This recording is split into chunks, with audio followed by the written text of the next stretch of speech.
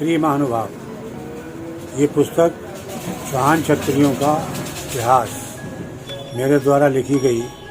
इस पुस्तक को प्रिय मोइन शमशी आपके सामने अपनी आवाज़ में पेश कर रहे हैं और इसके सारे कंटेंट्स आपको बता रहे हैं। आप इसको अवश्य सुनिए और उसके बाद अपने कमेंट दीजिए।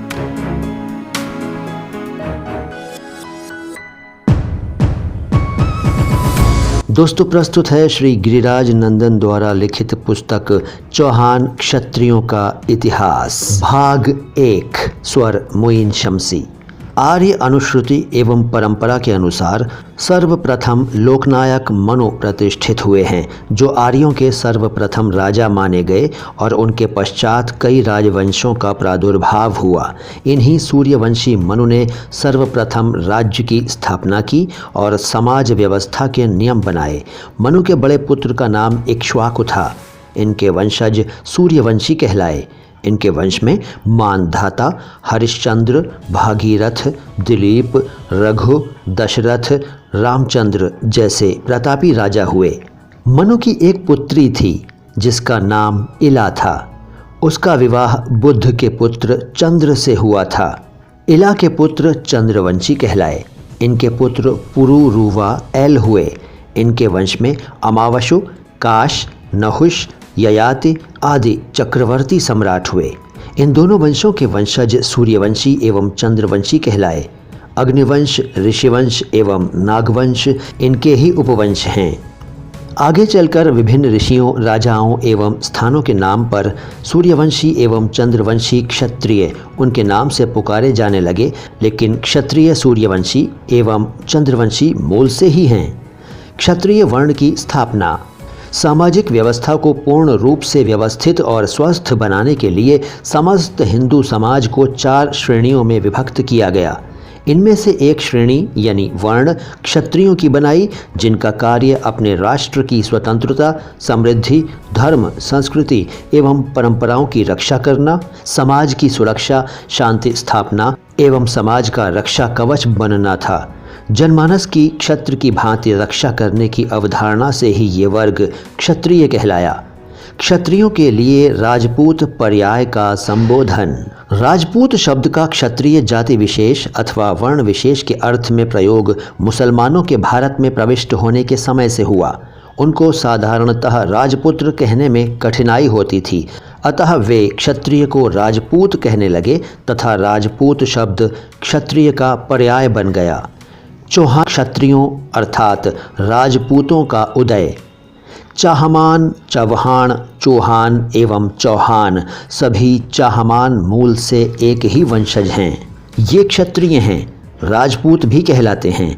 इनके राज्य का प्रारंभिक प्रमुख भाग सपाद लक्ष्य अर्थात 1.25 लाख गांवों का क्षेत्र जंगल देश अथवा अनंत देश था तथा अहिच्छत्रपुर इसकी राजधानी थी। 6वीं शताब्दी से 12वीं शताब्दी तक इनका वर्चस्व सांभर झील, पुष्कर, आमेर, दिल्ली, बीकानेर, उत्तरी मारवाड़ तथा राजस्थान के अन्य क्षेत्रों में विशेष रूप से रहा है। चौहान वंश के आदि पुरुष चाहमान नरेश थे। उनके पुत्र वासुदेव ने अपने नाम के आगे चाहमान लिखना प्रारंभ कर दिया। इनके वंशजों ने भी नाम के आगे अपने आदि पूर्वज का नाम लिखा, जो कि आगे चलकर चाहमान के स्थान पर चौहान हो गया।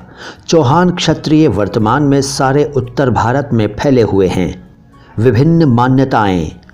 नद्दूला चौहान वंश के शासक रत्नपाल के 1119 के सेवाड़ी शिलालेख के अनुसार चाहमानों के पूर्वज इंद्र के नेत्र से उत्पन्न हुए थे। सोमेश्वर राज्य के शाकंभरी चौहान राजा के 1170 के बिजोलिया शिलालेख के अनुसार सोमेश्वर राजा के पूर्वज सामंत राज का जन्म वत्स गोत्र में अहिच्छत्रपुर में हुआ था। जालौर चाहमान राजा छछिग देव के 1262 सुंधा पहाड़ी शिलालेख के अनुसार ये वंश वत्स ऋषि से उत्पन्न है। माउंट आबू अचलेश्वर मंदिर में लुम्बा राज्य के देउरा चौहान के समय के शिलालेख के अनुसार ऋषि वत्स ने नए चौहान वंश की सूर्यवंश में वीर योद्धा जाति की उत्पत्ति की। शाकंभरी चौहान राजा विग्रहराज चतुर्थ 1150 से 1164 ईस्वी के अजमेर शिलालेख के अनुसार चाहमान सूर्यवंश से संबंधित हैं तथा राजा इक्ष्वाकु एवं राम के वंशज हैं। पृथ्वीराज विजय महाकाव्य के लेखक जयानक ने चाहमान को सूर्यवंशी बताया है तथा सूर्य के आभा मंडल से पृथ्वी पर अवतरित होना लिखा है। 15वीं शताब्दी में रचित हम्मीर महाकाव्य लेखक नयचंद्र सूरी ने रणथंभौर शाखा के हम्मीर राजा के पूर्वजों के बारे में लिखा है कि ब्रह्मा जी ने धार्मिक अनुष्ठान के लिए उपयुक्त स्थान ढूंढते समय एक उचित स्थान ढूंढा जहां उनके हाथ से कमल गिर गया। ये स्थान पुष्कर कहलाया। ब्रह्मा जी ने अपने अनुष्ठान की रक्षा के लिए सूर्य भगवान का आह्वान किया। तब उनके आभा मंडल से एक महापुरुष का जन्म हुआ जो कि चौहान थे। हम्मीर वंश के आदि पूर्वज थे। हम्मीर महाकाव्य आदि ग्रंथों में चौहान सूर्यवंशी बताए गए हैं। बंगाली कवि चंद्रशेखर ने रणथंभौर के राजा राव सुरजन के संरक्षण में सुरजन चरित्र की रचना 16वीं शताब्दी में की थी। वो भी यही विवरण दे रहे हैं कि पुष्कर में ब्रह्मा जी ने तपस्या के समय सूर्यदेव के आभा मंडल से प्रथम चाहमान की उत्पत्ति की। डॉक्टर ओझा के अनुसार चौहान सूर्यवंशी क्षत्रिय थे जिन्हें गोत्राचार में अग्निवंशी माना जाता है। डॉक्टर गौरीशंकर हरिश्चंद्र ओझा राजस्थान के इतिहासकार हैं। चौहान एवं अन्य राजपूतों अर्थात क्षत्रियों के बारे में अग्निवंश का होने की भी मान्यता प्रचलित है, जिसके अनुसार कुछ क्षत्रिय वंशों के अनुष्ठान के उपरांत अग्निकुंड से वीर योद्धा उत्पन्न होने की मान्यता है। 10वीं शताब्दी के परमार शासक के राजकवि पद्मगुप्त ने नवशशांक चरित्र में परमार क्षत्रियों के अग्नि से उत्पन्न होने का वर्णन किया है। 16वीं शताब्दी के पृथ्वीराज रासो के संशोधित संस्करण में चौहान का अग्निकुंड से उत्पन्न होना लिखा है, जिसके अनुसार दुर्दांत दैत्यों के दमन के लिए ऋषि वशिष्ठ ने माउंट आबू पर एक बड़ा यज्ञ आयोजित किया, जिसमें अग्निकुंड से 3 क्षत्रिय उत्पन्न हुए जो कि परिहार अर्थात प्रतिहार, चालुक्य अर्थात चालुक व सोलंकी एवं परमार थे। ये तीनों दैत्यों का दमन करने में सक्षम नहीं थे। तब ऋषि ने पुनः प्रार्थना की तथा अग्निकुंड से चौथा योद्धा प्रकट हुआ जिसको चौवान अथवा चौहान कहा गया। इस चौथे योद्धा ने दैत्यों का वध किया। कुछ इतिहासकारों के इस विषय में विचार हैं कि पृथ्वीराज रासो की प्रारंभिक प्राप्त प्रतियों में अग्निवंश की मान्यता का उल्लेख नहीं है। पृथ्वीराज रासो के इस संशोधित ग्रंथ में इस मान्यता को लिखने के पीछे क्षत्रियों को संगठित एवं एकत्रित होने की भावना हो सकती है। इस काल में देश में मुगल शासक अकबर का आधिपत्य प्रारंभ हो गया था। क्षत्रियों को उनकी महानता एवं वीरता का भान कराने के लिए अग्निकुंड से इन वीरों के प्रकट होने की मान्यता का प्रादुर्भाव हुआ हो। हम्मीर रासो की रचना नीमराना के राजकुमार चंद्रभान के दरबारी कवि जयानक ने की थी। उनके अनुसार जब क्षत्रिय अर्थात राजपूत निष्क्रिय हो गए तब श्रेष्ठ ऋषिगण माउंट आबू पर एकत्रित हुए और 3 योद्धाओं की उत्पत्ति की। जब ये तीनों दानवों का दमन करने में सक्षम नहीं हुए तब चौहान जी को उत्पन्न किया। इन्होंने दानवों का अंत किया। बूंदी स्टेट के राजकवि सूर्यमल मिश्रण ने भी लगभग इसी प्रकार का वर्णन किया है।